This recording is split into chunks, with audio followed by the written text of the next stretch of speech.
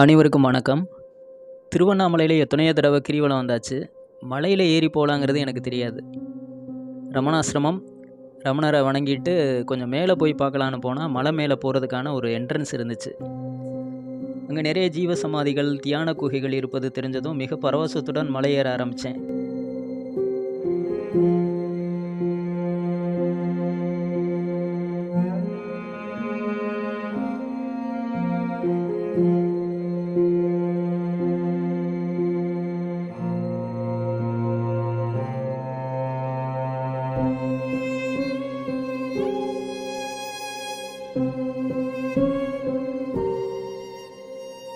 உச்சிக்கு போகக்கூடாது, அலோட்டு கிடையாது. உச்சிக்கெல்லாம் யாரும் போவாங்க. இந்த கார்த்திகை தீபம் ஏற்றக்கூடிய இடம் வந்து உச்சியில தான் இருக்கா? உச்சியில இது அலோட்டு கிடையாது, அதெல்லாம் போகக்கூடாது.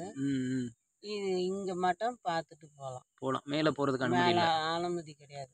இது தூங்கினே இருப்பாங்க இல்லையா, அவங்களுக்கு புண்ணாயிடும் இல்லையா, இதை எடுத்துட்டு போய் போட்டா, இது தேங்காய் எண்ணெயில கொஞ்சம் போட்டா அந்த புண்ணெல்லாம் இதாயிடும். அந்த திரும்ப முடியாம படுத்திருப்பாங்களே அவங்களுக்கு. ஆமா ஆமா ஆமா. ஓ, இது பேர் என்ன சொன்னீங்க? பெப்பாளி. பெப்பாளி. பெப்பாளி. ஓகே. மேல ஜீவ சமாதி இருக்கே, அவங்க யாருன்னு தெரியுமா? ஆக மேலே நாராயண சுவாமி இருக்காரு. நீங்க எங்க இருந்து வரீங்க? ஸ்ரீலங்கா. வேற ஏதோ அந்த மலையை பத்தி சிறப்பு? அதுக்கு தகுதி இல்லை எங்களுக்கு, உண்மையாகவே தகுதி இல்லை. அவருடைய இடத்துக்கு போகிறதுக்கு எங்களுக்கு தகுதி. கொஞ்ச தூரம் போனதும் திருவண்ணாமலை கோயிலோட ஃபுல் வியூ நகரத்துடன் பார்ப்பதற்கு அப்படி ஒரு அழகா இருந்துச்சு. என்ன தவம் செய்தேனோ என்பது போலான சந்தோஷம்.